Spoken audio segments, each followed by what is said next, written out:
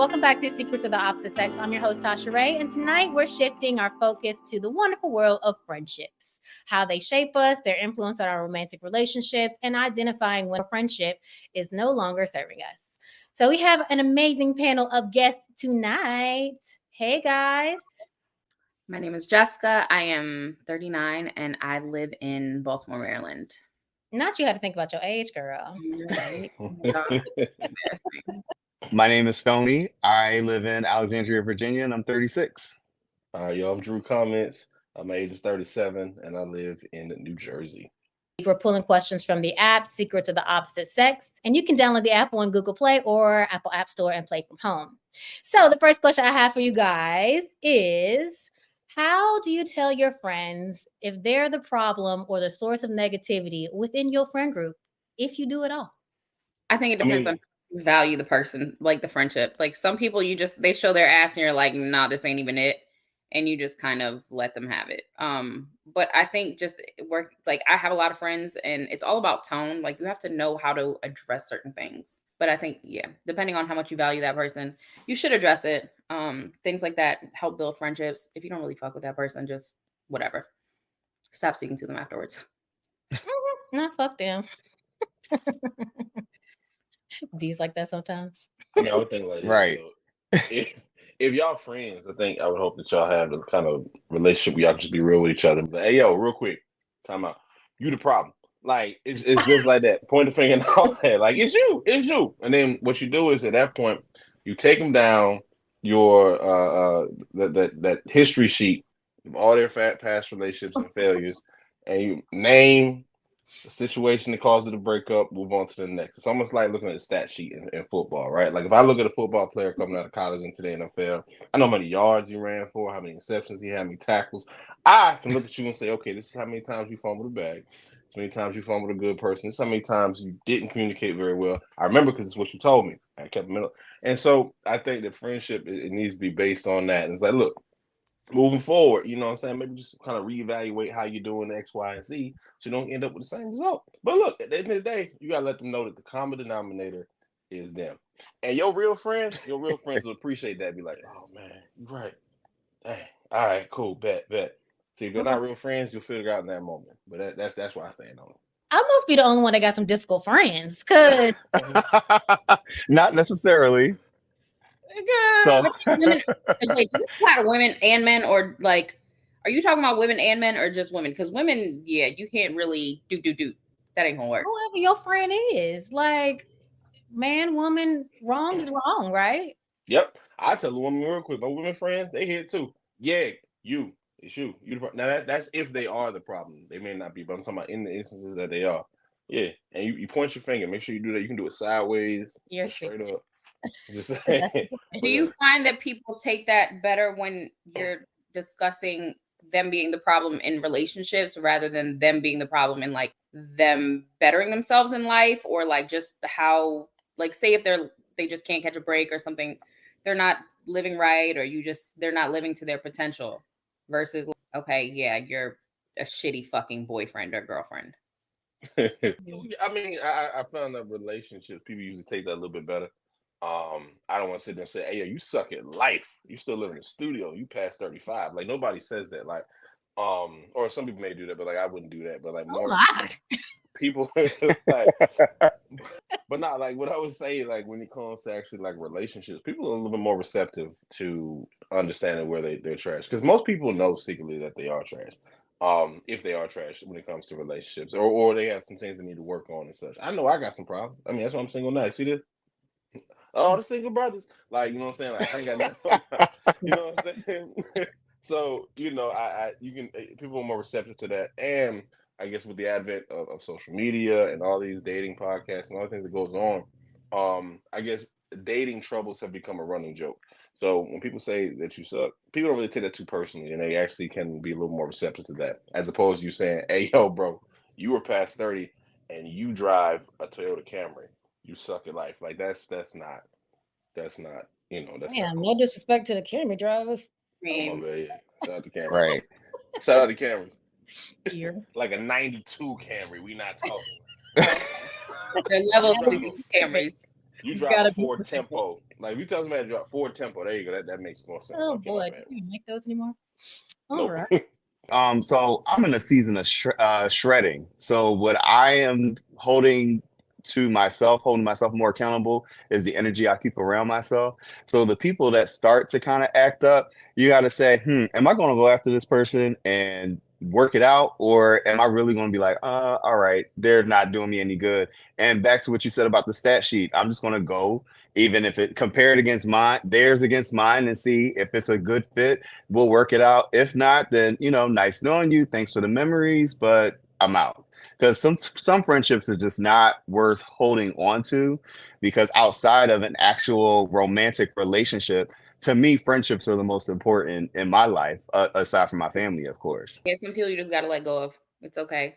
And I think the And older it's I get, okay. the more that I understand that. Like, and there's no bad blood, but it's like even like if you just keep doing the same dumb shit over and over, and I see that, or like you're doing things that I don't agree with or I don't respect, like I really can't be friends with somebody that I don't respect. I'm cool with remaining friends with somebody who perpetually makes mistakes in their relationships. That's fine because number one, it's entertainment for me. But two, but, Yes. also I think they have enough, issues with people leaving them in life. So I don't want to add to that already very heavy burden. So I think that sometimes you just gotta accept people where they are, who they are, and what they gonna do. Listen. Some people they gonna give you what they give you. You never wanted Shaq shooting 3-pointers, right? He might make one every now, but if or even shooting free throws for that matter, he gonna miss it. You get to the line, oh, man. But you know what? We love him anyway. You know what I'm saying? If you were a Lakers fan, so if I'm a friend, I'm your fan. I love you winning. You're gonna miss pretty much every shot that you take in your dating life. But guess what? I still rock with you. So that's just So how I feel. pretty much like meet them where they are. And I have some friends like that. I meet them where they are, accept them for who they are. But at some point, you have a breaking point. And it's either you're doing too much for them, or they're not doing enough for themselves, or you're doing too much outside of what it is that you're supposed to be considering a friend. And then they're hitting you up every so often, only when they have a problem. And it's like, okay, at some point I can't go around saving everybody. I can't be your savior every time, and then the next time I see you on social media and you're flossing and everything else, but you every time you call me, you got a problem. I have a problem with that. And that's the season that I'm in. I'm like, I'll just bring me laughter, joy. Don't Yeah. bring me tears and heartache every single time, because I'm not your therapist. And if I recommend a therapist to you and you don't take it, what am I supposed to do? Because at some point, I'm gonna just start charging you if you just want to be here and I'm gonna be listening to you.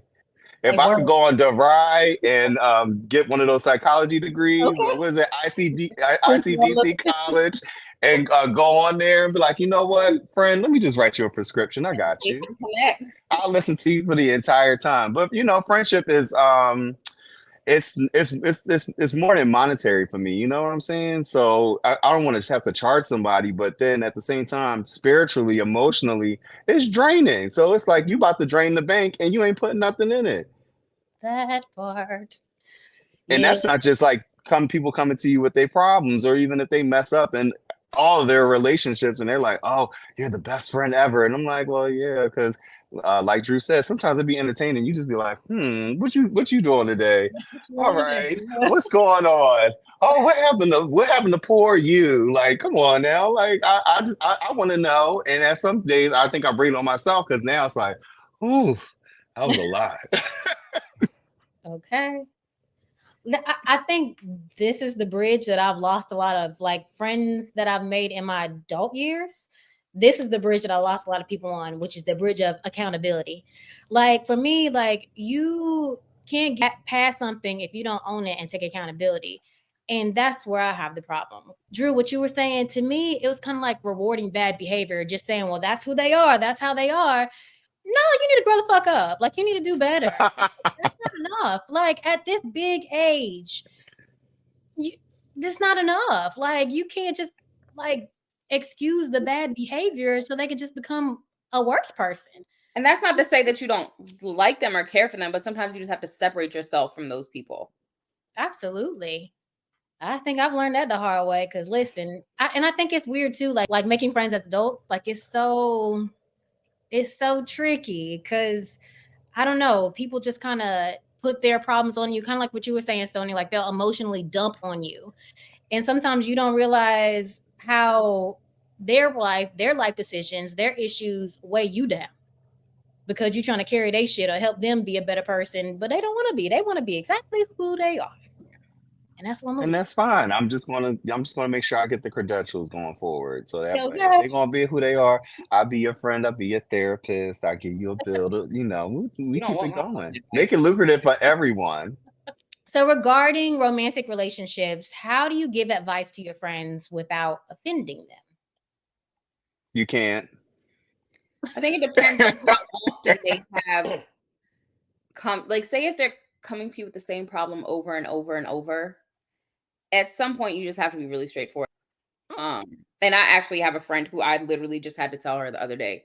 And she was just like, I know you think I'm dumb. I was like, oh, absolutely. You're a fucking idiot. But if you keep having the same problems, and granted, we kind of trauma bonded because we met people that were friends and started dating them both, and they both had the same like flaws, I guess you would call it.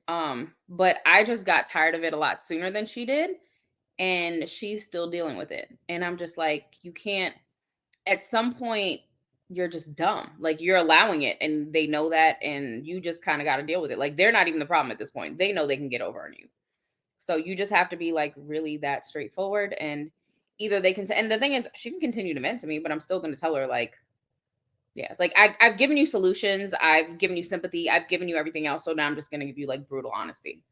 And the reason why I said just blurt it out, you can't, because sometimes without even knowing it, you offend someone and then they're coming to you to console you. And I've gotten this time and time again.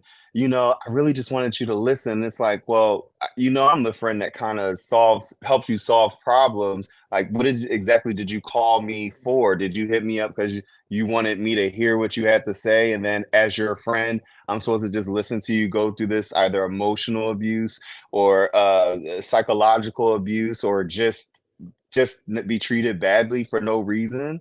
And you put yourself in these situations, and I know this from personal experience. I'll sit there and call somebody over and over and over again, and then without even knowing it, I'm either getting offended by the person that I'm reaching out to, or I'm offending them if the roles are reversed and they're talking about their relationship. So just like Jess said, you just kind of have to just sit back. And at least for me, I've learned to sit back and just listen. If they're going to keep doing the same thing over and over again, what can you do? It's just you kind of paint a picture through an analogy, and then you go from there. And I think a lot of times people are a little more receptive. I know I've been more receptive of just seeing my own flaws, my own faults, and what I need to improve on when people use that technique. I use it. People usually can accept that a little bit better. Throw some humor in there too. It can't just be a serious analogy. Just kind of make it a little fun and be like, yeah, this is where this person messed up. Does this person remind you of you? Like something like that. But that's usually how I go about doing it. I think people are a lot more receptive when they see themselves in a fictional character in a fictional scenario. Um, and yeah, that's my thing. There's a level to stupidity in relationships. I in college was in a really abusive relationship, and one of the things that got me out of it was my friends really didn't criticize me. Like I never felt scared to go to them. So even, I mean, and it wasn't like super long, it was maybe like a year, but a lot of people get tired of like seeing their friends, like you're like you could end up dead, like you need to, but they never ostracized me or like kind of made me feel like I couldn't go to them.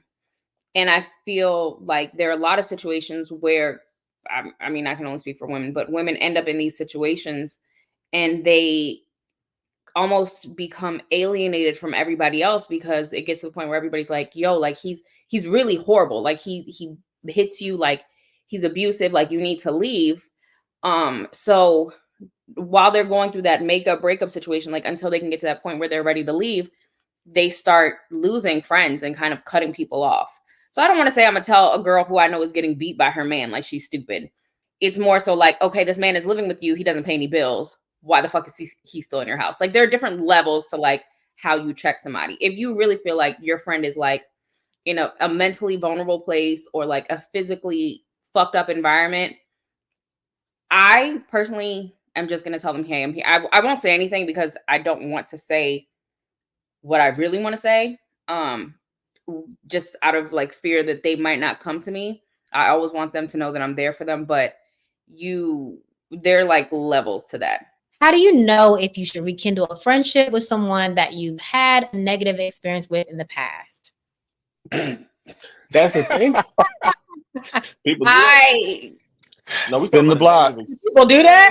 Let's spin the block on friendships. Are we talking about friendships or like Put the question back up there. Put the question back up there. Okay, so that's friendship, not relationship. Okay. No, friendship. this is all about friendship. Okay, cool. All right. Bet. Rekindle a friendship because you had a negative experience. If y'all fell out over a negative experience, how do you know? How do you know? I would say if it doesn't bother you anymore, like if you just think about it, be like, man, we were 19 and stupid. Here we are pushing 40. You know what I'm saying? Something like that. You kind of just look at the if you weigh the pros and cons, think about the situation, be like, that was actually kind of stupid. If you can come to that conclusion, and on top of that they feel the same way, and maybe they're have reached out to you, or somehow your paths have crossed and you've kind of thought about it, then yeah, I would say that. But if it's something a little bit more serious, then you don't need to go back. Usually friendships should be able to handle a disagreement. Look, I got homeboys that are Duke fans. All right, like come on, and we still we have arguments all the time. We got into heated debates, but like we ain't never like stopped being friends over that. You know what I'm saying? So if it's something that was serious enough for y'all to stop, rocking with each other, and then years later you think about it, then I say go for it. But if it's something more serious that even to this day you think about it, still make you not over that, nah, just keep pushing. Once a friendship becomes hard, and I feel like we're always like trying to kind of work through things, and oh, well, you hurt my feelings when you did this, and oh, like, why are you being weird? Or then it's just like, okay, yeah, I can't do this. And I think that once it gets to that, like you just let it be, and there's no bad blood. But some people you just grow out of, and it's nothing. But I think that once you've grown out of somebody, you're a different person. Like there's no point in really wasting your time trying to get back to that same level of friendship. You can be cool, like if I see you out, hey, let's take a shot, or you want to go grab breakfast or something like that. But it's never going to be like, oh, like, yeah, all my business, let's hang out all the time, that kind of thing. Now, see, I'm the type of person, I hold a grudge. Even if I felt like I missed them, depending on, even with back to what Drew was saying, it depends on what I guess the level of offense was that really took you to that point that you were like, you know what? Nah, I'm good on you. Because right now, even like I said earlier, being in the season of shredding, just getting rid of that outer layer of, I would say, friendships that no longer serve me or nourish me or nurture me in the way that they should. I'm the type of person that where even though I'm holding a grudge, it might be like a small chance, just this small, that I'll rekindle a friendship with someone, and that has to start. That could go either way. It could start from them, or it could really come from me. It just depends on. I'm not gonna go looking for it, but if it's like one day in the middle of the night, and I'm like, wow, we really used to kick it. We really had a lot of fun, and I'm like, I'll try to reach out to them, and then I find out I'm blocked. How am I supposed to rekindle them? Like, then it's like, oh, well, fuck you then. That's why we not friends no more, bitch. It happened recently.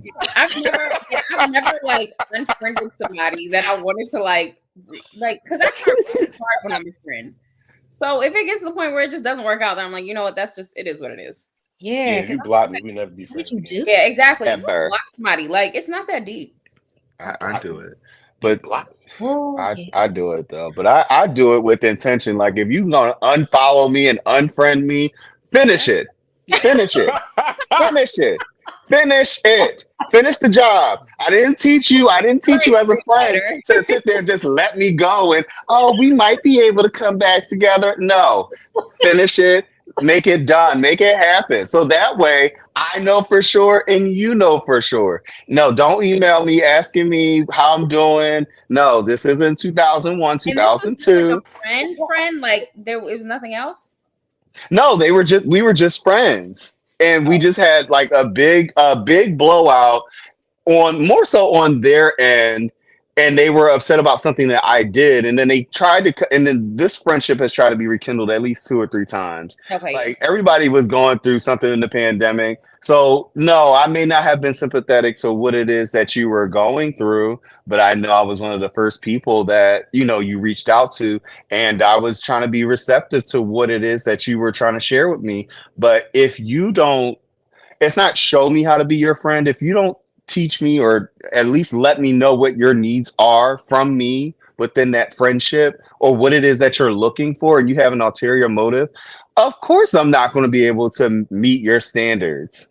Or at some point, I'm not going to be able to be your friend or meet your friendship quota or goals or whatever the kids are using these days with hashtag friendship goals. And then once I'm thinking everything's fine, and all of a sudden I sent them a message, try to send them like a not a gift, but just something I saw online. And I was like, oh, I'll just send it to them because we don't follow each other on social media like that, and I know they'll respond to my text. Blocked. I was like, Not on everything. Oh my gosh. Damn. I was like, well, what did I said? Well, my thing was, what did I do now? Communication is very That's a hard important. friendship. You got to let that shit go. If I'm Right. constantly like, what did I do now? No, I'm not doing that. Like Who has time for that? So that's what begs the question. Like, I guess the question was like, how do you do it? It just depends on where it came from. Now, if you both have an understanding, like this isn't working out, we're just not going to be friends. We're just going to, take a chill pill, wish you well in life and everything else. But if it's something like this, no, I'm not going to keep going back and forth to figure out what it is that I did that caused you to block me, then unblock me. Because when you unblock me and you reach out to me, that's my opportunity to hit the block button. Because you're not going to keep, I'm not a yo-yo. You're not going to bring me back up. I'm like, no. He's like, gotcha, man. I'm going to get you before you get me again. Yeah, no, I feel the same way. Because again, it goes back to like, what did you do? Because if you lied on me, or my character, that's something that I don't, yeah, we ain't going back on that. Because like, if you besmirch my name, I don't like that. Like, Drew, really? That's the word usage for me. Go ahead. No, but like, if you lie on me, if you mislead other people about me, like, what else are we going to talk about? Like, why would I give you another opportunity to do that to me again? Like, that's scary. That's another thing about these adult friendships, these new people. You don't know these people. Have y'all is like adult friendships, is that like a thing for y'all? Like, or do you find that you are still just cool with people that you've known from? I've got both. You know me, I'll make friends in a fucking Girl, bathroom. you make friends with anybody. I literally have like numbers in my phone, like such and such. The name of the bar is bathroom, such and such. This like random. I have both, and I think you put them in different places. Like my friends that I've had since high school, middle school, I've learned where to put them. Like I think going back to, well, you have to take people for who they are. And that's the best way to keep a friendship going. Because if you try to set standards like, oh, if she's not doing this, she's not my friend. No, like you take people for who they are for face value, and either you accept them and accept the way they are a friend, or you just got to let that shit go. And I think that's been really critical in me being able to maintain my friendships, because it's like you have to take people for where they are in life, and either you accommodate those friendships and those people where they are. But my adult friends, I've usually met them because they're in a similar space as I am. And my friends that I've had for a long time, they can't meet me in that space. So these are people that have I've befriended because they filled that void. And so far they haven't shown me that they're fucking psychotic. You'll see that psychotic, messy shit within like a couple years. And then that's where they kind of go south, because yeah, I haven't known you long enough to like fight for this friendship. Yeah. Well, that kind of leads me into our next question. So, how do you know when you've outgrown a friendship? When you can't stand them. When you send me reels that I don't laugh at, like, this ain't funny. I think we're done. You know what? I think that's about all she wrote. Yeah, you're just in a different place. Like certain things start to like a friend of mine that you didn't particularly care for, like she turned into Republican and she became like very pro-Trump, and I was like, and I stuck up for this girl like hell and high water. She was never a bad friend to me, but Wait, that's her name? All the flags. She had all the flags. Like she was never a bad friend to me. She did some. I'm not gonna judge somebody based on some of the other stuff you do. But yeah, I was like, she was moving crazy. It got to the point I was like, okay, you're doing wild shit. Like I'm constantly defending your behavior, and then you do this. Like, nah, this ain't gonna work. So yeah, we were just in different places. Yeah, you dodged the bullet on that one, because oof. Yeah. I lost a friend like that, not over Trump stuff. It's not. I remember. I might have. I can't remember. I lost some friends over vaccine related stuff, but other than that, they got mad at me. Yeah, the government is trying to take an experimental. Man, you know what's crazy? No, I can't say that. I take it in pride. It's going on. I can't put out my business out of. After I end the recording, is that when? Yeah, I'm leaving. No, you can keep that up there. Just leave suspense. Leave everybody wondering. But no, it's just sometimes you see people, and then as life goes on, certain issues arise. You get to see what they think about certain situations, or whether it's current events. And you kind of realize that you are not who you used to be, or maybe you're just not who I thought you were. You realize at that point, like, I gotta go. Adios. So, yeah. Sorry to your Trump friend, though. That's crazy. That is crazy. Good. Yeah, and the thing is, he has like a son, and like it was wow. I'm sitting here like, okay. But she was one of those white girls who benefited off of being the only white girl in black spaces. Like it was one of those situations, but then had poor things to say about the black people that she was putting herself around all the time. Wow. Yeah, I don't like stuff like that. I don't play like that. Yeah. Yeah, I ain't like that. I ain't like that at all. Ooh, yeah. For me, when I've outgrown a friendship, I know that almost every little thing is annoying me about the person. Like one time I had a friend where I'm very transparent because, I travel for work, and I'm from Philly, so I have family up here in Philadelphia, and I always try to see them. And I'm very transparent to let people know, hey, I'm coming to town, so if I don't get a chance to see you, I'll catch you next time. Everybody's cool. And then you got that one Angela of the group. No. How you going to come to town and you don't say nothing, and then you want to tell me you coming and then I don't see you? And it's like, well, I told you I might not be able to see you. Well, I'm just 2 blocks. So how about you come out here? I said, well, I'm at a party. I can't really come out. So you really not going to come see me? I'm just here I just came to dance for y'all. That's it.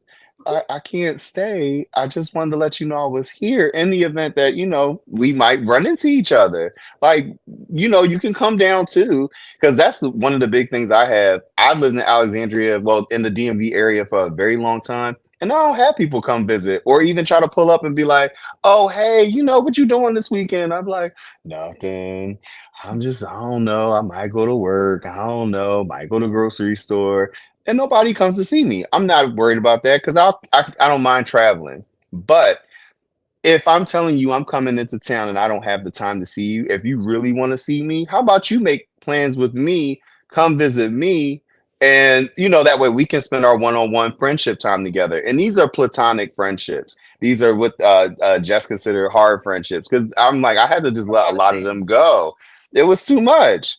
And so at some point, she sent me a message saying, hey, it's always some shit when you come to Philly. How about this? Since I'm not a priority to you, you don't have to worry about coming to see me no more and all this other stuff because you always got an excuse.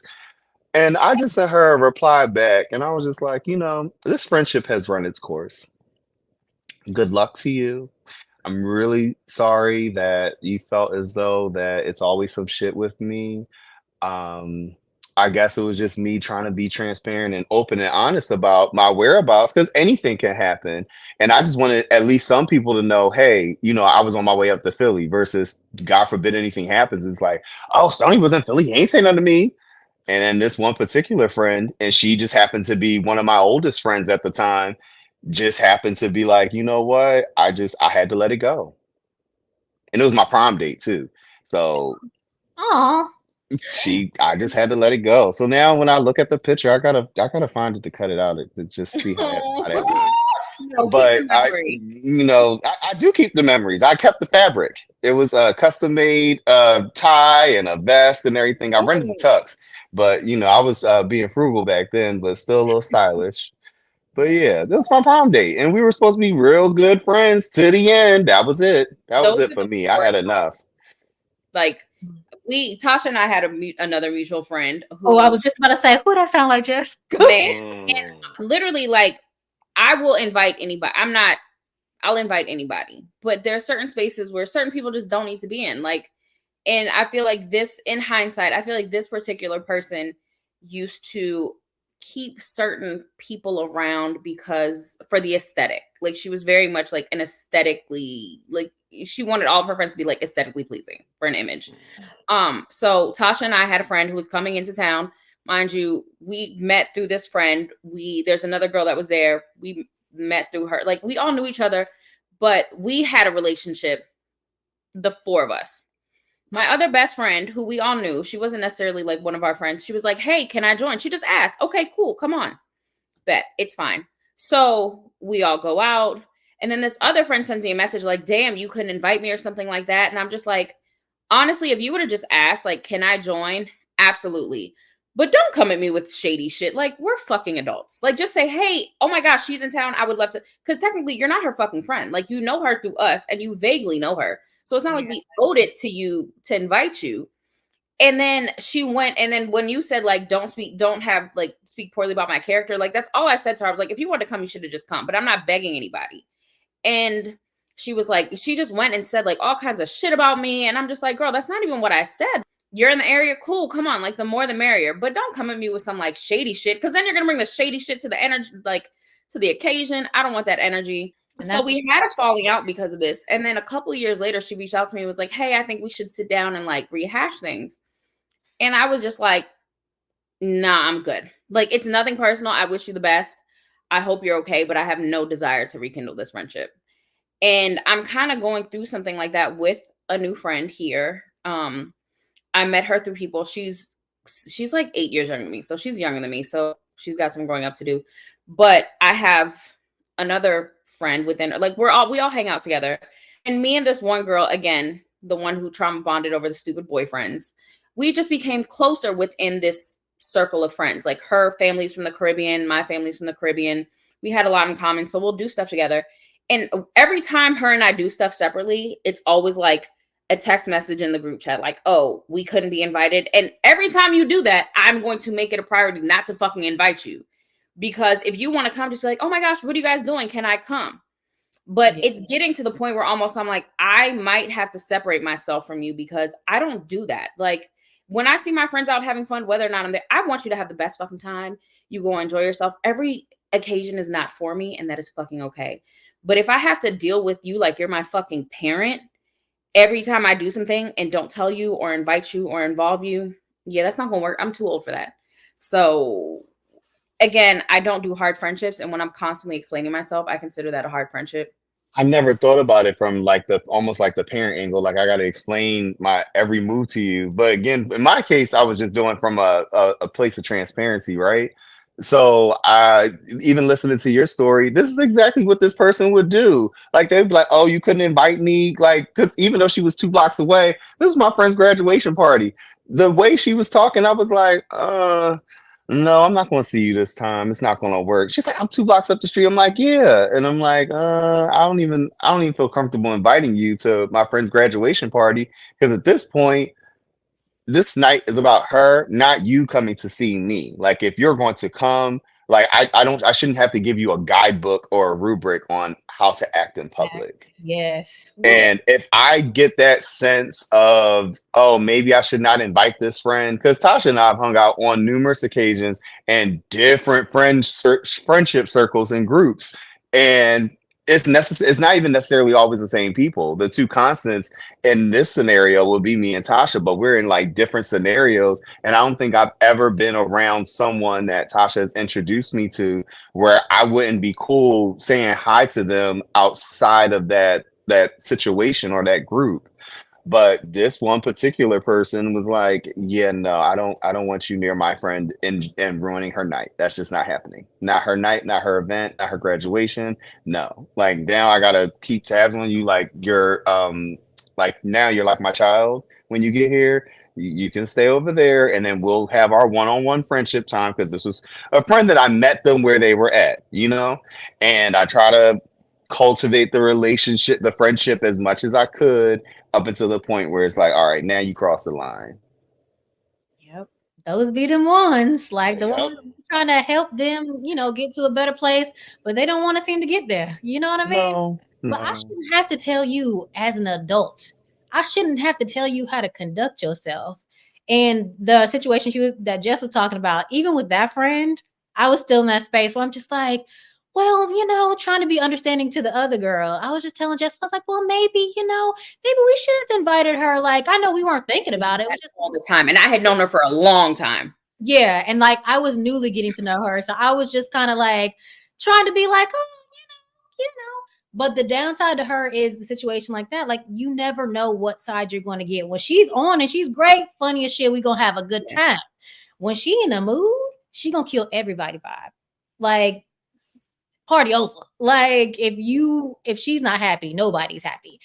And it took her showing her ass several more times. And then she actually did the same thing to me. She talked bad about me. She went on Facebook and did it too. I was like, what? No. Oh, so messy. And the crazy part is she blocked me, but she forgot my sister still follow her. So my sister screenshot and sent it to me. And she was like, look what this girl said. And I was like, why she lie so bad? Like, so unnecessary. Yeah. We so old. We so old. For Like this to be happening. Yeah. Y'all toxic. I don't like this. No, She it's The not 7 times. You was at 6 or 7 times she's done this. No, she was that kind of person. Like if that was her personality. She had to be in, like she wanted to be in the mix of everything because she needed she liked the aesthetic of being involved. Was she on Red Bull? That's exhausting. I know the type. Personality was exhausting. Yeah, because like when like we had a good time because she was hella funny. We had a good time, but all it took was like the smallest thing to change her mood, and now everybody like she was one of those people that would be weird to like be mean to like servers. Oh nah, we can't rock, bro. No, like not the people that play with your food, not play with your food, but bring out your food with the plate with the food on it. Like what? Yeah, she was like she had a weird sense of entitlement, and I guess that trickled over into like things like, okay, I should have been included in everything, and I should be the center of attention, and yeah. So, bro. Yeah, that's a red flag with all red flags. You rude to servers, people like you came in. Where's the professional? Where's the understand? Nah, bro. But I don't know who y'all talking about at all. I'm just saying. That's crazy. Oh, we ain't gonna say no names. Yeah. But Hansel, you know who you is, and I don't feel bad about it. But all right. Toxic too. And don't. So if you end a friendship with someone, do you expect your mutual friends to end their friendship with that person as well? I just discussed this with one of my very, very best friends. I was the friend that was caught in the mix of this, and I was ghosted by the friend that ended the friendship with the other friend. So I didn't even get a chance to say, we can still be friends or what? Nothing. I didn't get any type of explanation. It was just, they decided for me. I think everything's all circumstantial, but it also depends on the level of friendship that I've developed with the friend that's no longer friends with someone that I'm cool with.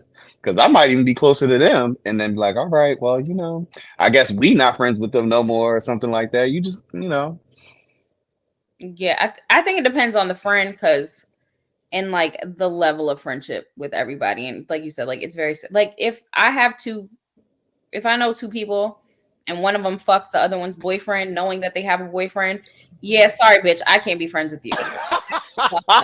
Mhm. However, if I have two people that live in the same, yeah, like, but if I have two friends and it's like they just go at it, they can't get along. Okay, you guys, I'm gonna be friends with both of you. Your business is your business, your business is your business, whatever. I'm gonna stay in my lane. I just need to keep you guys separate. And then again, I feel like that goes back to like everybody doesn't need to be, you can't in the same room. Like you got to be okay with letting your friends have their own situations. But I think it just depends on what's ended that friendship, because if you do some shit to my friend that I wouldn't want you to do to me, and it's just like blatantly disrespectful, I'm gonna take that as a red flag, and that'd be the end of it. Yeah, it's got to be something really egregious for me to just like also decide to take quote unquote take sides or end a friendship as well. Like for me, like I said, people just have a misunderstanding or when the one thing led to another, and it was like I don't like that. I'm act like nothing happened. Like I'm acting like I don't see nothing. Like, oh man, that's crazy. I hope y'all work that out. I'm still cool with you. I'm still cool with you. I'm in a situation like that now. Like it's two people. Like man, they hate each other. Everybody was cool. You know what I'm saying? Original part of the pandemic, everything. All of a sudden, some stuff popped up, and and I heard she said this about me, said it about me, da, da, da, da, and they went back. And guess what? I act like I ain't know nothing about it. Like I don't know. Even when nope, I'm cool with both. I'm like, man, that's crazy. Hope y'all work that out. Anyway, so you see the score of the game. Like that's really how I go about it. But if it's something egregious, if it's something crazy, like like violent or just like that is sickening, and I can't be associated with somebody of that level of or lack of character. Yeah, if it's not that. I'm cool. I'm cool. Both of y'all. I'm just going. Hey, y'all ain't got to talk to y'all, but I'm gonna talk to both of y'all. So that's that. Right. And I'm gonna address the elephant in the room because at the end of the day, I'm I'm just gonna be like, That's messy. so what really happened? No, I don't. I'm. It's more so I'm just trying to gain a moment, a sense of clarity, so Oh, I in know. Philly, that's what that is. Yeah, That's Philadelphia. oh That's West Philly. no, no! That's I'm just trying to see what exactly happened between the two of them, and to make sure even either I'm rocking out with both of y'all, or I'm gonna just step back and then not be friends with both of y'all because now y'all both want some other stuff. Y'all have fun with that. I'm good. I'm not even gonna engage. That's what I mean by addressing the elephant in the room, oh just gosh. to figure out what exactly happened. Because if I don't want to be around either one of y'all at this point. I got you. I think it depends on like how good of a friend it is. So Yeah. part of me, like if it's like my best, like if it's so me and Tasha have like a really good mutual best friend named Jenna. If something happens between them, Hi, Jenna. I'm going to ask them, like, because it's just unusual. Like we've been friends for a long time. We've like seen each other through life, like different stages of our lives. And as their mutual friend, depending on the circumstances, I will try to help them reconcile. If it's somebody that I'm cool with, honestly, I'm just gonna mind my fucking business because, and now granted, if you want to tell me, I will sit there and listen, but I won't pry too much because I don't really, yeah. So I think it just also depends on the level of friendship. I mean, Because I pride agree. ain't Because really bad. sometimes I won't even. Yeah. Because I won't even. At some point, I won't even care. It depends on, like you said, the level of friendship. It's like, yeah, that's whack. That sounds corny. Y'all figure that out. Anyway, you want to go get something to drink? You want Yeah. to sit and eat? You cooking tonight? I'll be on my way over. We don't have to talk about that. Thanks for letting me know. But y'all work that, like you said, Yeah. Drew. Y'all work that out on your own. Like let's just keep it moving. It depends on the level of friendship for my involvement. Now, if it's like two associates at that associate level where you just getting to know these people, or even if you've known them for years, but y'all don't have like a very like intimate or personal involvement with each other, and y'all just like he and ha ha every time y'all see each other, and then you hear about the two people that he and ha ha the most, and they have the issue, then I'm just like, you know what? This is not fun no more. It's not even funny. I'm just gonna step away. But if it's like what you were saying, Jess, like the friend that you have with Tasha, and y'all known each other for years, that's the type of friendship that I was involved in, where the one friend said something very, very egregious to someone that I didn't just hear it, like I saw the messages. And instead of that friend telling me, you know what, I don't even want to be friends with you no more, she just was like, well, bye. I guess you her friend. But she doesn't even know I know. And if she's looking at this, hey girl, but it's been 3 years. You could have said something, but it's cool. I hope everything's okay. No love lost. But yeah, you really should have just came and talked to me because we're all adults at the end of the day. And like this friendship shit is hard. You sitting there trying to meet adults at McDonald's, be like, It's you like, hard. I'm getting a quarter pounder too. So what do you do around Yes. here? Like, or oh, that's my favorite bottle. You know which bottle you should get? Yeah, get that 9.99 one. It's so much better than the Yes. Lamarca. Like that, I mean, it's so hard to like meet people, and then when you have these people that have been a place, not a placeholder, but taken place in your life for so long, and they just disappear without a moment's notice, you'd be like, well, Well, damn, what did I do? Like, what's up? Or why y'all acting Look, up? Like, why can't we be friendship adults? heartbreak is that shit is hard. Like it yeah. sucks. So that kind of leads into the next question. So, if your friend tells you that other people were speaking negatively about you and they didn't defend you, how would you handle that situation? I feel like it depends on the person. Do I think it's wrong? Absolutely. But I have different I have friends that are very like if you engage in the conversation, that's a different thing. Yeah. But I have some friends that just aren't that are very soft spoken and that are very timid. And I don't expect that from them. Like if it's fine. Like you don't have to. I have other friends, however, that will pop the fuck off. And if you don't pop the fuck off when this happens, then I have an issue. But I don't expect my friends to change. Like I'm gonna take you for face value. And we might have somebody who doesn't fucking like me because I am not for everybody. I have pissed off a lot of fucking people. That is fine. So when everybody's like, oh, if they don't speak up for you or if people feel comfortable saying certain shit, like sometimes people will do that because they're petty and trifling and like, oh, maybe let me see if I can get some information or something. Yeah.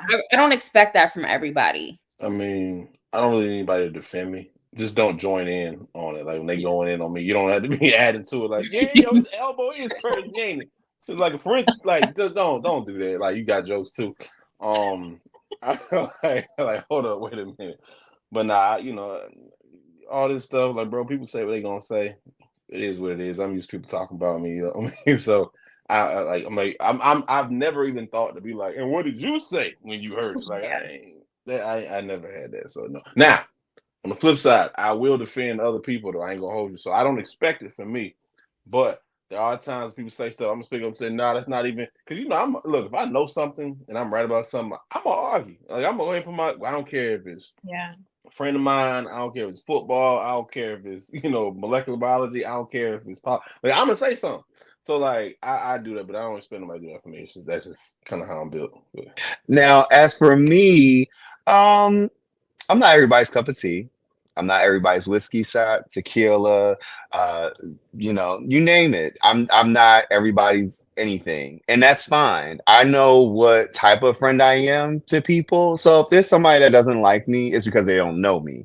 And if I hear them saying something about me, well, of course I'm gonna ask, well, what was said? And I might keep it moving. But if it's somebody that we supposed to be cool and we're supposed to be friends, or at least I thought we were, now I got some questions because what is it? And this goes back to the level of like I said, when I had friends that just kind of ghosted me based off of a disagreement they had with another friend. Like, what is it that I could have possibly done that you could not have addressed me? We obviously weren't friends in the first place if you got so much to say. And so if I hear that somebody said something negatively about me, I'm just going to be like, okay, well, I don't have to necessarily return that same energy. I'm just going to make it 10 times worse.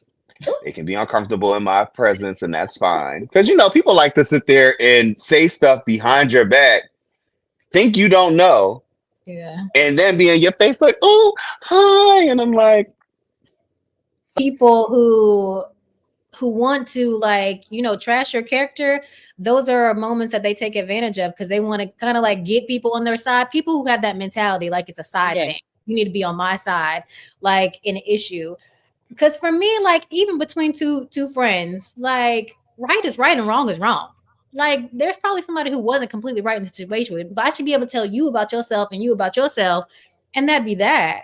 Like I don't know, but I feel like in those situations, that's usually what it is. Like someone's trying to get you to be on their side by telling you all the trash I know about somebody or Yeah, the lies, 'cause overcompensate. people like to make shit up to make themselves look good. But yeah, that's a particular Yeah. type of See, person. if I know you've talked shit about me, like we're just like blatantly shitty and went behind my back, and you smile, like I will say something, be like, why are you like, what happened to this energy?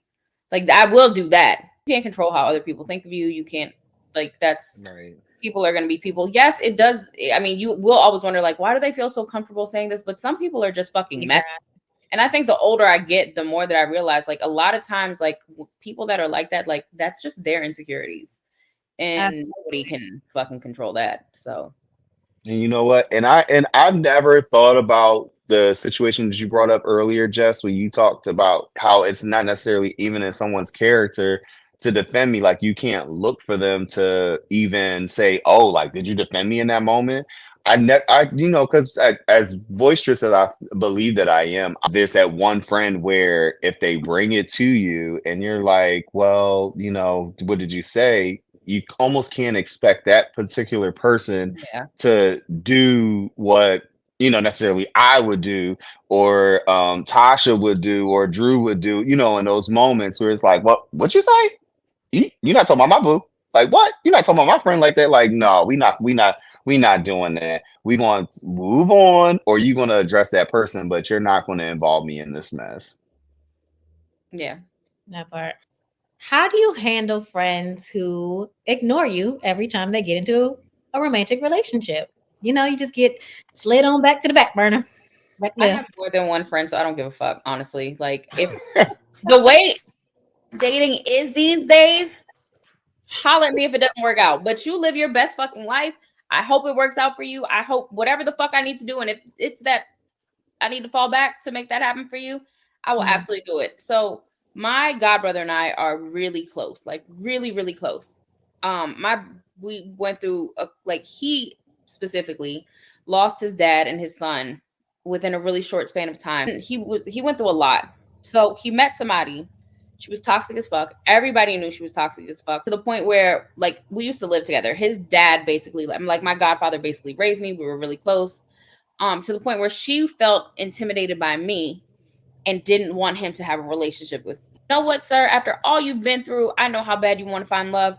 If that's what it takes, I wish you the fucking best. There's no bad blood. To this day, I still don't, like, I'm still not angry. Like, I want you, it's hard out here. And if that's what you want, and I know, like, you're one of those people that really wants love, go for it. I'll be here when you come back around. And literally, when they broke up, like, when it got to the point where they both knew it was over. He called me at like, it was like 11 o'clock at night. He was like, hey, I know exactly what it was. I was like, my door's open. Just go to my house. And we kind of moved on like nothing had ever happened. But shit. It's hard out here. If you find a man or a woman that you think it's going to work with, I will mind my fucking business and stay in my lane. And if you need me, I'm here. But yeah, I wish you the best. I have other Yeah, friends. Yeah. I'm all like, have fun. Like, all right, see, I'll miss you, but have fun. If anything happens, you need to talk or anything, or you want me to meet them, I'm up for that. Tasha has met people I've introduced her to time and time again, and I don't think I've ever put you on the back burner, have I? No, no. Oh, okay. It's All like right. Well, this. maybe not you. You're one of the important friends. Oh, thanks. Thanks, friend. But but other people I probably unintentionally have done that too, and sometimes they'll be like, oh, Stonie, when you was talking to this person, you was gone, when Stonie in a relationship, and it's just like I don't do that intentionally, but if you make it known like you miss my presence, by all means, speak up, say something. You don't have to just like feel like you have to be the sacrificial lamb for, I guess, my happiness. But at the same time, as far as the friend just ignoring me, I just wish them the best. And I'm like you said, Jess, I'm here when you get back. My door's open. Let's meet up for a drink. I'm getting dressed. I'm on my way. I'm outside. I saw the post. Here I come. I ain't tripping. I'm telling, because like I know, like if you're gonna be in a relationship, it's gonna be less time for us, saying to kick it or do whatever. And you got to, tend to new responsibilities, right? So like that makes sense, particularly when it comes to my lady friends, right? My female friends. Um, that's something I've learned over the years that I got to take a step back for real, like almost get ghost, like, and let them know that, look, I support you, but you can't see me like that no more. Because number one, I mean, obviously the attention thing is one thing, but also like men don't like me around. You know what I'm saying? Like boyfriends get a little, they get a little intimidated or whatever. So it's like, they start asking questions like, who this? How you know him? Y'all ain't never, da, da, da, da. Cause you see me, whatever, and like, okay. So I'd be like, you know what, just to like not complicate things and not to feel like appear like a threat to somebody. I just go ahead and back up, you know what I'm saying? And when y'all break up, if it does happen, yo, I'm here, you know what I'm saying? But if I see I'm cordial, hey, what's up? I don't even give them hugs anymore. Like I dap them up.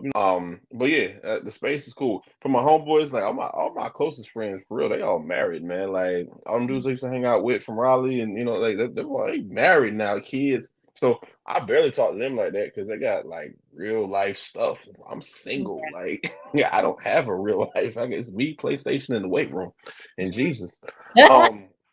So like, Combination, like, you know what I'm saying? Like I play Madden, you know what I'm saying? Might read my Bible every now and then. Like that's what I'm saying. Go lift weights and go to work. But no, it's so I'm not tripping, man. It's a lot that goes into that. So I ain't, y'all know we cool. We ain't got to talk for every day for you to know that we cool. All right, so that concludes the questions from the app. So now this season, we're gonna do something a little bit different. So last season, I got so many DMs like after the episodes would air, like people would send DMs like I'm a therapist, I think now asking for I advice. see DC. Okay, my certificate. Okay, but so I thought that we should have story time. So I went through the DMs and I found the one that kind of pertained to friendships. And let's give them some advice because I can't do this by myself now. And if it goes bad, I need to be able to blame it on somebody. Okay. They don't want my fucking advice. I've been in a similar friend circle with this guy I've known for about 5 years. Last year, a few of us were supposed to meet at this bar, but we were the only two that showed up.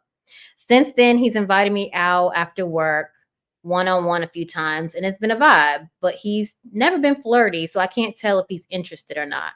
I want to maybe ask him out on a date, but I don't know if he sees me like that or if it's even a good idea. Should I risk the friendship we're building or potentially make it weird for our friend group if he's not feeling me? So I'm not a man. I can't speak for men. But one thing I've learned is they're really fucking stupid. I say this all the time. They're very it's very black and white. And I don't think asking somebody out is gonna like ruin the circle. Well, no, because some people are really sensitive. I think she should just ask him, like, be transparent. Just ask, like, hey, I kind of get a vibe. Maybe I'm wrong. If I am, cool. But do you want to like get together? Like, do you want to actually go on a date? Just sometimes you just got to be straightforward, especially with men. Like, they don't understand that, like the smiley. So just be straightforward. And that's just in general. Like, even somebody I was talking to recently, like, I felt like I was almost chasing them.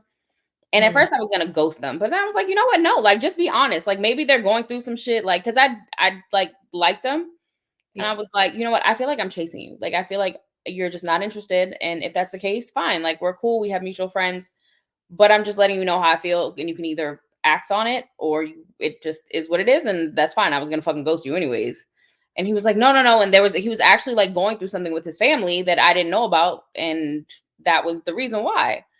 I'm gonna tell you straight up. Oh boy. Just get right on the head for real. That's actually like just go out and say it. And I say this. She has nothing to lose in that situation. I think that I've even been in situations where women have tried that. They're like, hey, did you want to? I mean, I was just thinking, like, did you want to do this? I'm like, oh no, I was just trying to be okay, cool. Just want to make sure, and y'all just get it, lay the ground rules there.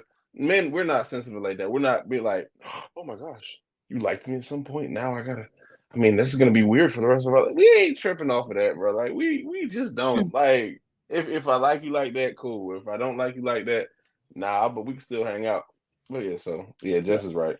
And well, to kind of piggyback off what he said, like men don't put that much thought into it. Now, if she's gonna be that person that if she's rejected, it's like then it's good. She's gonna make it awkward for everybody. Then don't even say anything. So it's more so on her because men won't make it fucking awkward. They're just gonna go about like it's fine. But if she can't handle rejection and she's gonna make shit really fucking weird, if he says no, then I would it.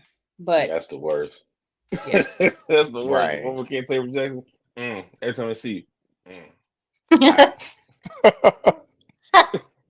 So now I have almost like I got 3-step to this question here, 3-step response here. So here we go. We got age is a factor, personality, and based off of what Jess is saying, if she's gonna be sensitive about it, and even Drew when he was like just like she's gonna be like that, then she might want to take a moment to address her feelings and see about it going either way. Because I feel like when we meet someone and we like someone within a friendship realm, we get so excited about the possibility of us being with that individual, and then we never take into some people never take into consideration what it's like or would feel like to not have those feelings necessarily reciprocated.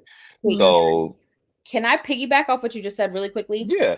They might maybe if they have like a mutual if they have mutual friends, maybe have one of their mutual friends like test. That's what I was thinking. So that's why I said age, because back in the day, I would ask people, be like, I think I like this person. And then I would go to this person, and then that person would be like, oh, okay, I don't really know them like that, but let me go over here. And then before you know it, before the end of the night, the whole damn party, I want like one person. So it's very, very touch and go. Like, you really got to have like your ace, boom, coon. Like, if I'm at a situation with like, I'm hanging out with Tasha, I know Tasha's not going to go around the whole world. She's going to be like, let me find out for you. I'm just going to be real discreet. And that's it. Some people don't know how to be discreet. Right. They'll go around and be like, yo, girl over there feeling him. Yo, like, no, that's hers right there. She said no. And he's like, yo, come on. Like, she trying to talk to him. Like, just why would you do that? Like, some people don't know how to set boundaries within that. So I was right. That was one of my my things, Jessica. I was literally right at the tip of my tongue saying, she could potentially ask someone, but then that's how stuff gets spread around, moved around, and all of a sudden, by the time it get back to him, he's like, oh, so you just trying to smash. Yeah. Instead of going on a date. Well, hopefully her friend circle is like they're actually friends and respect each other. Oh yeah, girl, I hope so too. I do. Yeah. That's good advice, though. Maybe there's a trusted friend in the group that can kind of help bridge that gap, or at least, ask that man out for ask him for coffee or something. Like that's clearly they hanging out. So that ain't the problem. Because we're not opposed to ice cream dates and coffee dates. That's women. You're like, I don't do that in free. I'm joking. I'm not gonna be toxic, but no. I'm just playing. I don't do that. But no, I'm with you, Jess. Just ask them. It is what it is. I do feel her. I will say, like, when I read this, I was just like, I do feel her in a sense, because like a while ago, I had a guy friend that we were strictly platonic, like forever, and I never had an inkling that he was interested in me like that. Never.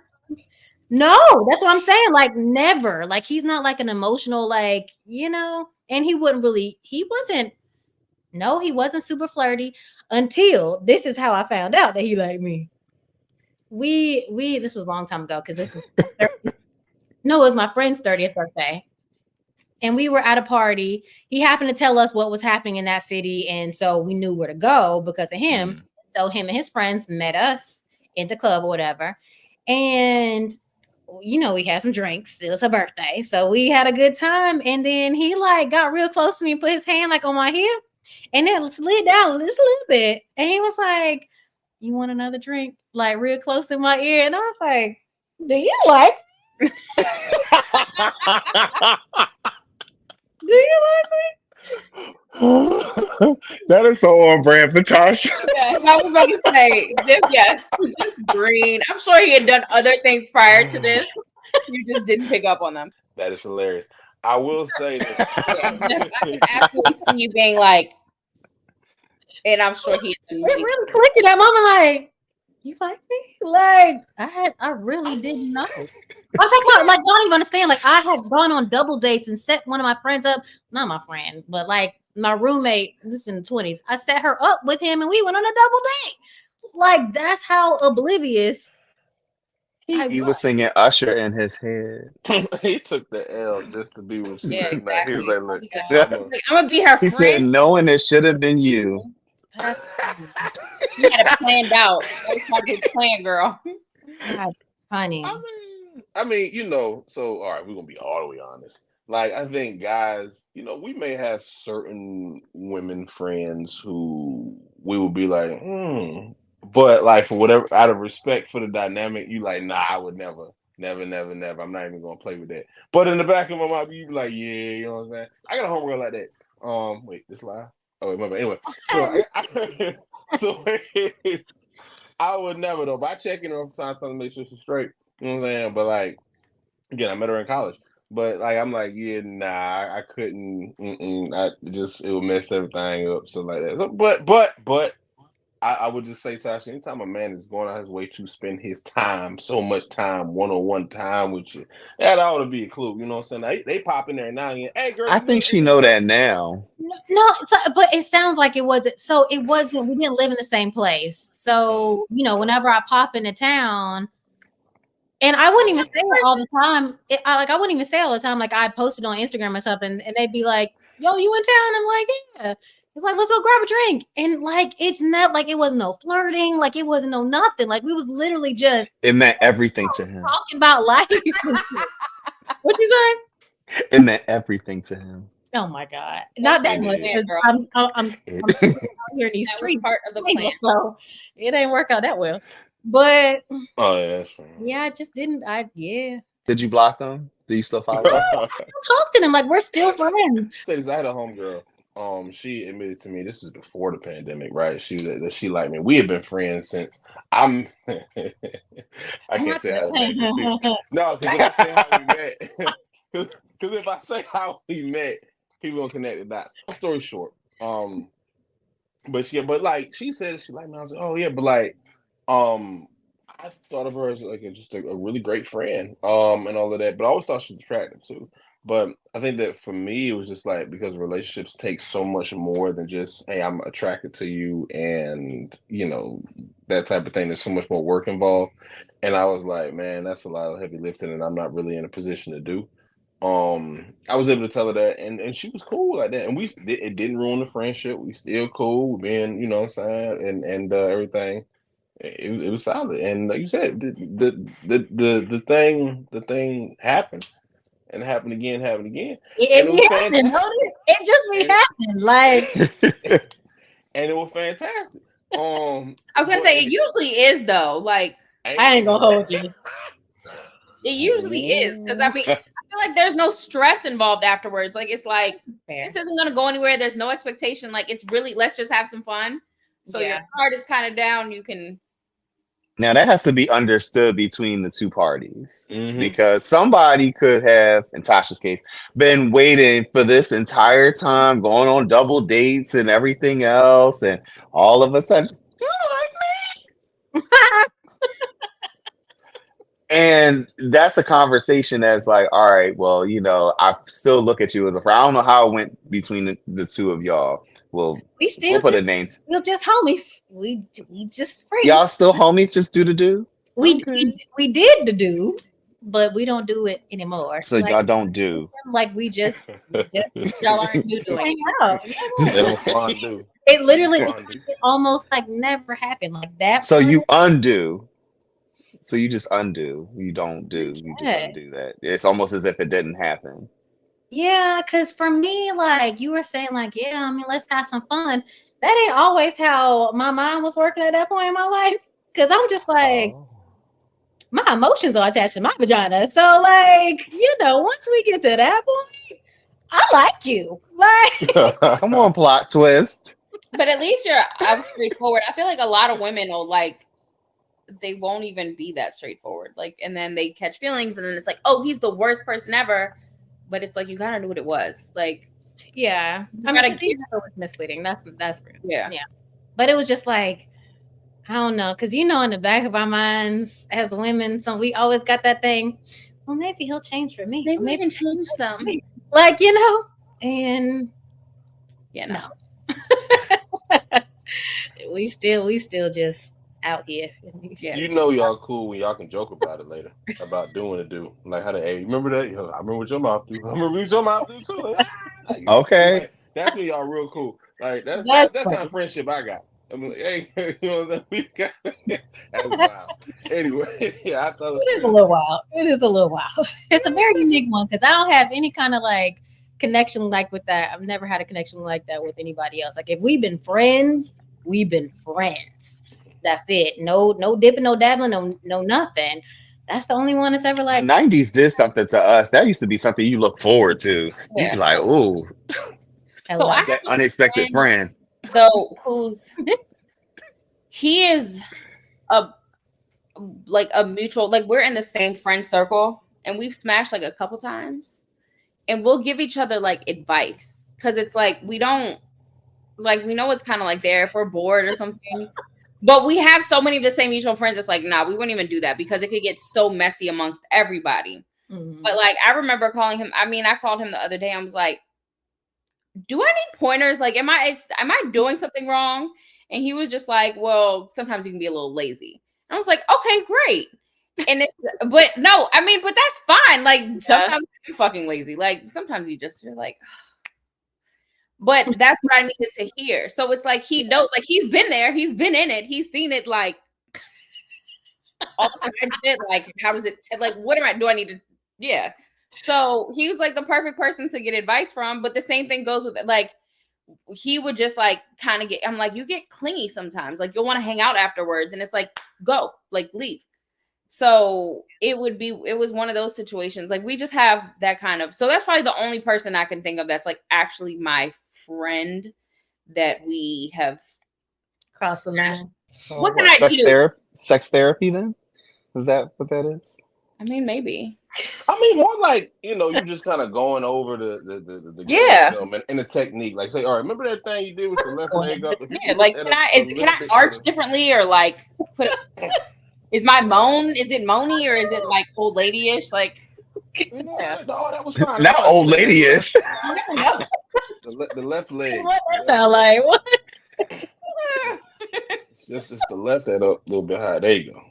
Remember that? Yeah. I'm done with y'all. Okay. It was the old lady bone for me. Hello, because what does that sound like? What is the old lady? Sounds like a little horse, like a neigh almost. Yes. A neigh?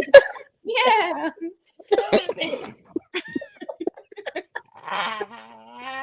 Exactly. Like he's in a horse. One day.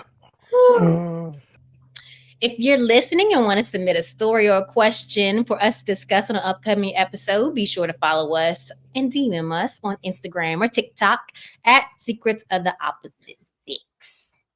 So now it's the part of the show where we turn the tables and allow our guests the chance to pose a question to the group. So, what is on your heart, good people? What y'all want to talk about? Anything that we touched on, anything just completely different, whatever. Judging by the stories, there's a whole lot been touched on. People ain't know that. Yeah. Okay, the sex therapy for friends. Do any of you guys have friends that are dating people that you just really don't fucking like? And how do you deal with that? Friends that are dating people that that you don't like. Like I have a friend, and so here's the thing: I like him. I just hate him as a boyfriend to her. That is interesting. That's nuance right there. Like he's a good guy, and I see why he can like reel her back in all the time. Okay, so a little bit of backstory. She's the same girl that we trauma bonded over the men. So she's got her shit together. She's got a career, makes good money. She actually lives at her mom's house because her mom is sick and she cares for her mom. So she has her 1 week. Her sister has her the other week. She's beautiful.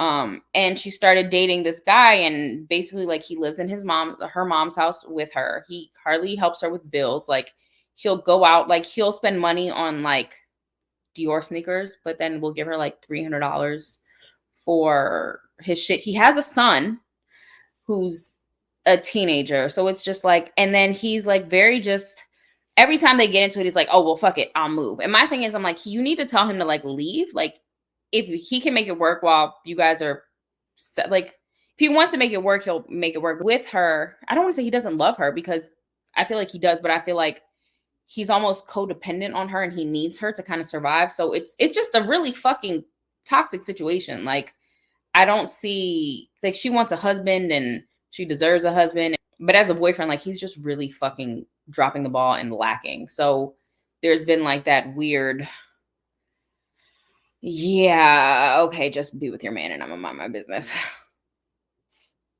Oh my. Yeah. Have Like, you ever said anything to her? Like, yeah, no, we've had conversations, and I've told him, I'm like, or I've told her, I'm like, he needs to leave. Like, absolutely. and what he does is like, he'll leave stuff at her house, so he always has a reason to come back. And I'm just like, you're just fucking, that's the one I told was stupid. And I was like, you're fucking stupid. Like, you need to take his shit and take it to his parents' house, like do something. But there's no, as long as his stuff is there and he knows he can stay there and not pay any rent and then go out of town. Cool. Yeah. So it's one of those situations where I'm like, you and you leave that comb over there, like, I gotta go get my comb. I'll be okay. Man, what?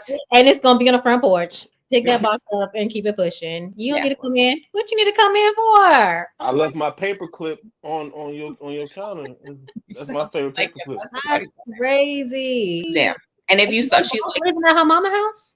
And that's the thing. Her mom, like, her speech is kind of impaired now. So I think it's just, I don't know. Like, I would never, that's one of those things where I really wouldn't touch it. Cause she's even said, like, I mean, her sister's spoken on it and been like, yeah, he needs to go. But yeah.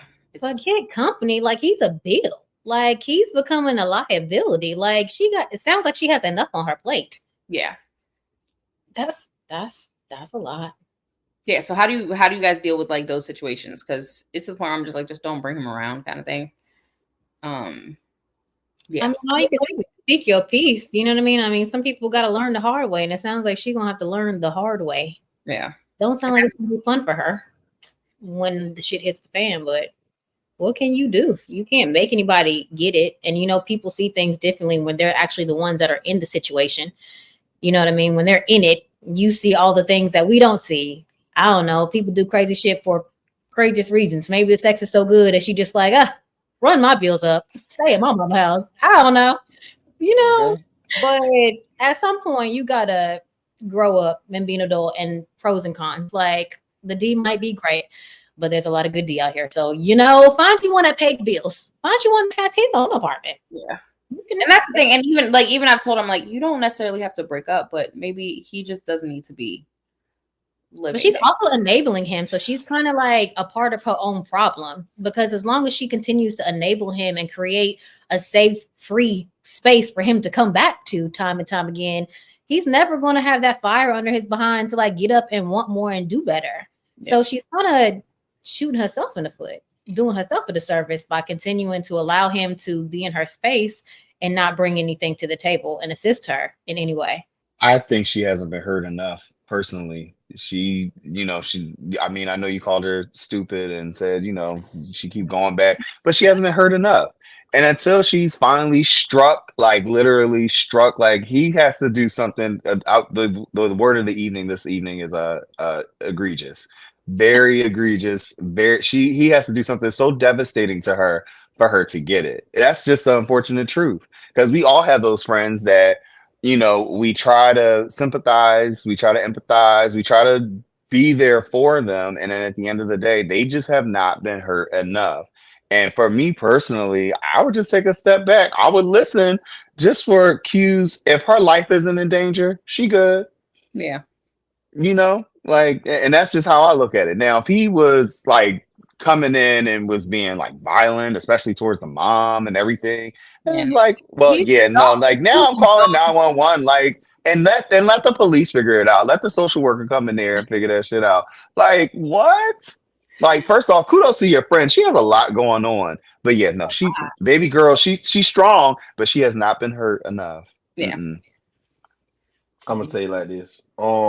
It is because of her mother's ailment that she allows the situation to go on in the first place. And the reason I say that, and I don't know all the details, but based on the limited details I do know, is that that first of all, that's a very challenging situation to be in.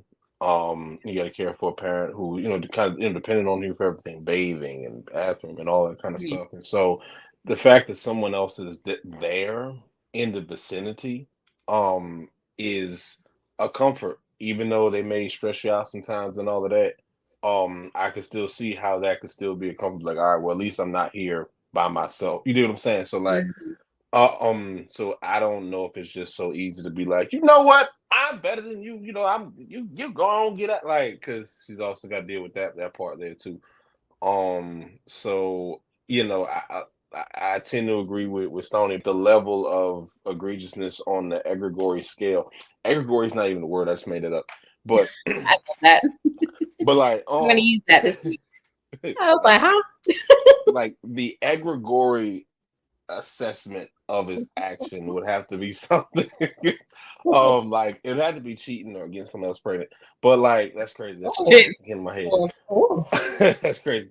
I shouldn't that's take that. beyond egregious. That's It would have to. 'Cause like I said, it's a comfort to Yeah. like because she's in a situation that is hard. I know you love your mother and their parents and all that, but then they still a human being. And my mom, I remember when I was a little kid. I remember, only reason I'm thinking about this now, my parents were married and all that, but I do remember that it was a challenge. Because my granddaddy, he had Alzheimer's when I was a little boy, and my mama took care of him. It'd be some frustrating times, and they took care of him as long as they could. I think it was about 10 years. I don't know if it's 10 years. I can't remember how long it was until they couldn't anymore, and he had to go to a nursing home. So like that kind of situation, you just happen to have somebody else there, just in the vicinity with you. So at what point? Because we getting up there in age, we still look good, but we getting up there in age. At what point do you take someone who has been a solid friend, great friend, been for y'all, and both of y'all relationships failing? At what point do you come around looking at you like, yo, how come we didn't try? Like, just here's my issue, right? Because I'm saying that because think about your friends. Think about like what your friend has. They know like about you. Not only do they know about you, but they don't reject you for it. Like there's an intimacy there, right? Intimacy, right? You can be free and open with this person without fear of rejection. I can answer this question at least for me. You know what I'm saying? Like if you can depend on them, and they've been over the years they've been there for you. They know all stuff. You enjoy their company, the conversation. Y'all may not agree on everything, like everything that you're looking for in a friend. And they probably don't look bad either. Like, you know what I'm saying? Like at some point, at what point do you sit there and say, you know what? Ain't nothing happening for me out there on these streets. You know what I'm saying? Clearly don't nobody want me like that. And nobody wants you like that neither. So look, let's go on and get this. But I'm just asking. Like, is that something that should be considered, or is that a bridge you should cross, or not? I've smashed a number of my friends' homies, so that wouldn't work for me. Okay. All right. Okay. Yeah, that's not gonna work for me. Yeah. Go ahead, Tasha. You can answer. Oh, that's it. She should shut it down with that one question. That one question. Come back and bite me in the ass at some point. Literally. I will say for me, if I have a guy friend that I think is a great guy, just you could be a great guy, but that could still mean you're not a great guy for me. You know what I mean? So I have a lot of great, cool, I like talking to, hanging out with, shooting the shit with all the time. But I wouldn't want to like know them like that. Like I wouldn't. Like I don't know. Like there's just I don't know. Oh wait, I'm saying like this. Look, now that makes sense at 25.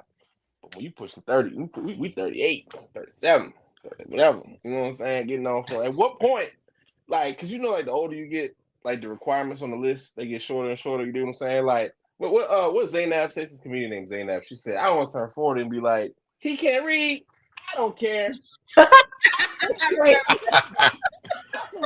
remember that. Crazy. I love her. She's great. But like, I'm wondering, like, at some point, like okay, let's cross it off the list. You know what? I'm only working about 3 things, so you meet all that. We might as well go ahead. Like at what age does that get thrown out, or does it never get thrown out? That's all I'm saying. I think that depends on the person. For me, I'm not there. And I don't think because you gotta make yourself, like I said, like I told you earlier, my emotions are tied to my vagina. Like if I don't like you, if I don't feel the things, if you don't make me feel the things outside the bedroom, I'm not gonna feel nothing for you in the bedroom. Like I want to like have friendship as a foundation. That's wonderful. That's the goal. Because when we aren't feeling each other in a relationship long term, we doing a long term thing. I want to still be able to have like that common ground. Like we still homies before anything. You know what I mean? But you still got to have that next step. And I think that's where I keep running into a brick wall. And I'm just someone that's not going to force myself to have feelings that I don't have. Yeah. Okay, who you are, how much money you got. I don't care how good you look on paper. If it's not doing the things inside of me that need to be done, we gonna be homies. So long as you want to be my homie. That's all I got. So it just comes, it sounds like it just comes, and for me, it's like mutual respect, have a conversation, meeting of the minds, if you will, because y'all both got to feel it. Y'all both got to be into it. Yeah, sex on a different level when it's just like, just to shoot the shit, like, oh, yeah, we had a great time. But then when you both feel it, it's like when you are meeting someone for the first time and you're dating them outside of being their friend versus when you're actually this person's friend, y'all gotta have a different conversation. Yeah. But also, like, if you have, so like for me, a lot of my guy friends are in a circle of friends. Like we have a lot of mutual friends. So if the shit went south, it just would be fucking messy. Another thing is, I love my guy friends as guy friends. They are trash ass fucking boyfriends. Absolutely. Like we have had these conversations and they ain't shit. So Absolutely. what the fuck do I look like pursuing you when I know all of your deepest, darkest secrets? They probably say the same thing about me. Just you ain't shit fucking either. So it's kind of one of those things where it's like, you're great. I love you. You are a great fucking friend. But you ain't no husband. No. Yes. Oh, I can't even say that. I feel like I got some good quality guy friends that I feel like are husband material. Some of them ain't shit, but some of them, like, oh, you just ain't found the right one. And I'm not her. Like, so I can't help you with that unless I meet somebody. I'm just like, then I'm gonna invite you over to the party and I'm gonna let y'all do what y'all do. That's all I got for you. I'm gonna be a good wing woman. I'm gonna be a good wing woman, but not your woman. But it's an interesting question. Like, why do people feel like just because you approach a certain age, all your standards got to go out the window? Like, I don't know. I'm not desperate for a marriage or relationship. I'm not even somebody that's just like, oh my God, 40 is here. Like, am I going to bust out a baby? I'm not even like, I'm all right. I've come to terms with where I'm at in my life. And if it's not shaking, it's not shaking. I'm not going to force it to happen because clearly that's not how it was meant to happen. But why do people feel like just because you approach a certain milestone in your life that you just got to lose all your standards and settle for some bullshit? Why would I add somebody who is not somebody that I really want to my life? That's not going to just cause that's going to bring me drama because it's not my fault. Back to this whole friendship thing. I feel like the older I get, the more I have realized like the value in my friends that are just my friends that have really seen me through these, like through life. But I've dated like some good guys. And at the time I thought that, okay, like I could see myself marrying this person. But in hindsight, it's like the love that my friends have shown me. It just is, I mean, they've gone above and beyond for me. And it took me a really long time, but I'm in a really good place where it's like, okay, I'm good. But I think a lot of people don't know how to be by themselves. Like I have a lot of friends who do not have a fucking clue how to be by themselves. Like they will just be with people for the wrong reasons. Yeah. And then they end up unhappy and like unfulfilled. And it's like, I'm really fulfilled on my own. So if you don't pour into this shit, I'm okay. And even if I don't find somebody, the love that I get from the people around me, like it is really fulfilling. Like it brings a lot of joy. Like there's not a man on this world that I have dated that has made me laugh harder than the laughs that I've had sitting around with me and my girls.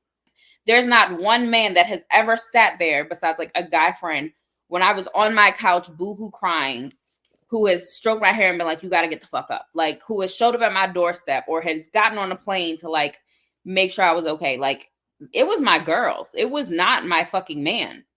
Your response is actually leading into the question I have. So it's almost like, how much do you pour into a friendship or into your friends versus a potential date or relationship, or in actuality, like overall, like, is it a red flag to somebody that you're dating or interested in if they have a problem with the level of interaction that you have with your friends? Absolutely. Because my friends have been there with me through everything, like death, heartbreak, accomplishments, everything. Like, granted, but my friends also know like when the fuck to stay in their lane. Like, they're not going to overstep. So if they are feeling away, then that's, first of all, it's a huge sign of fucking insecurity. And I've dealt with insecure men, and no.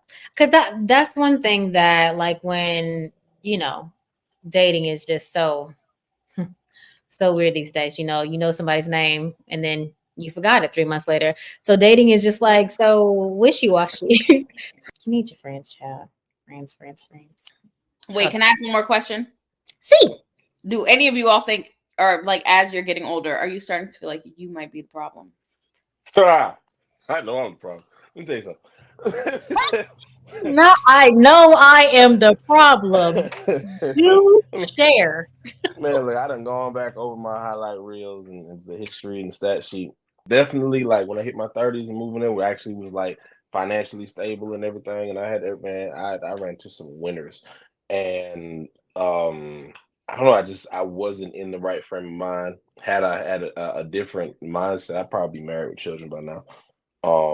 So it's definitely me. I ain't gonna hold it. Now, I don't cheat or anything like that. I've never cheated. Wait, what do you mean as in a different mindset? Like, what mindset did you have? Family oriented. I was out there just trying to have fun. Like, I'm just trying to enjoy a company, and no long-term future, just short-term. Exactly. Like, I wasn't even thinking like that. I'm like, let's just kick it, let's have good. And I was always waiting for something to like knock me off my feet. I've always looking for like something to knock me off like that. And the women who have kind of knocked me on my pivot like that, I don't know. I was so dumbstruck.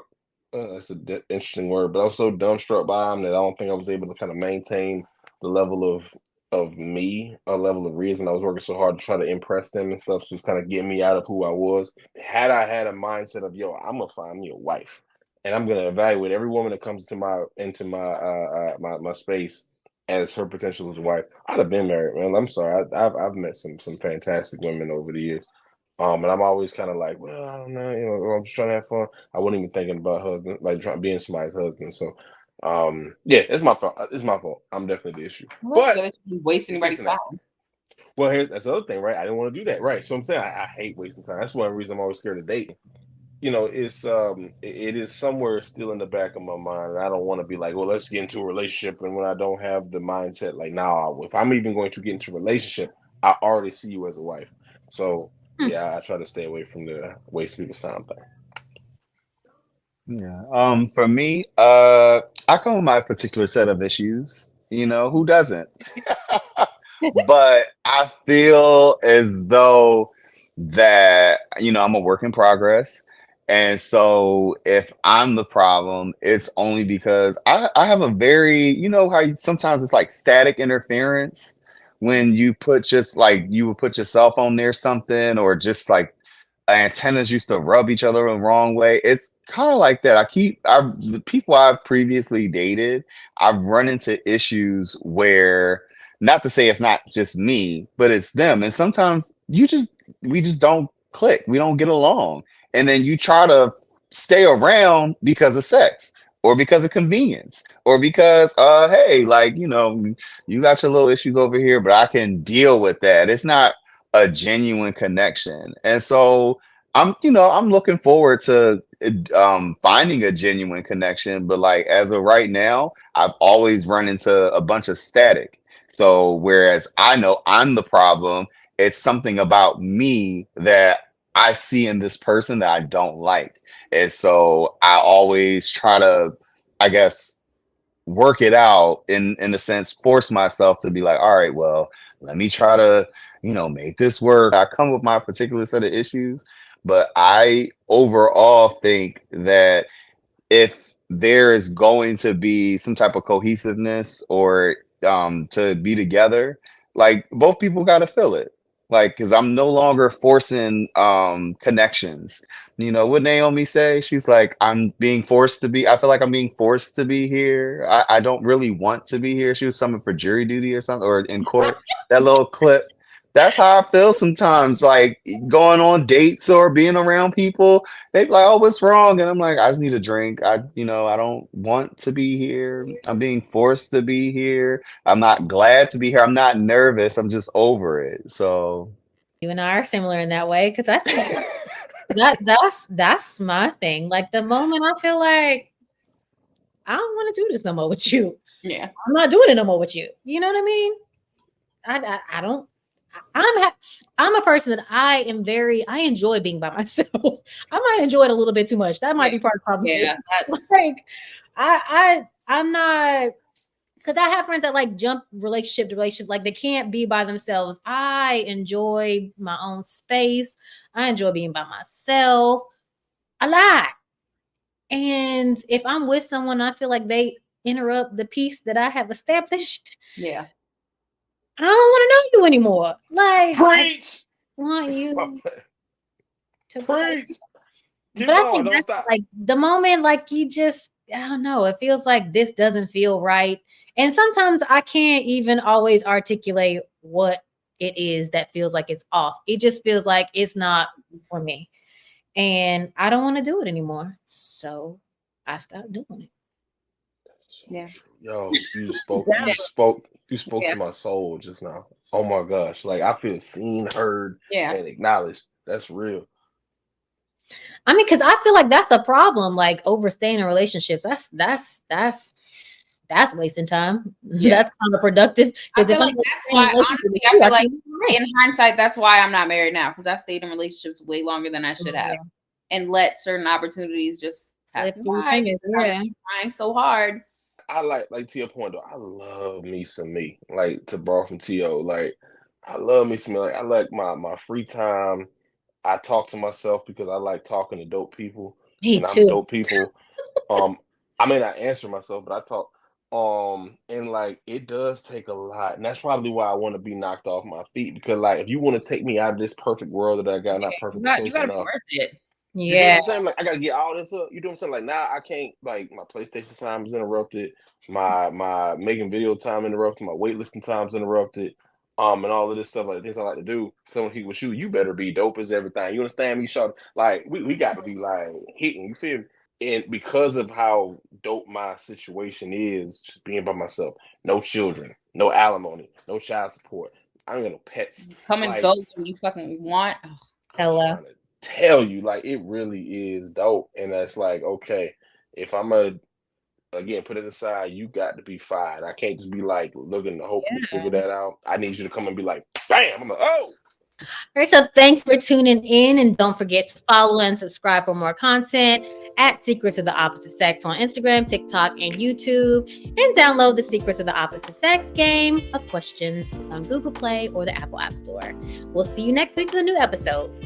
Bye. Bye. Take care.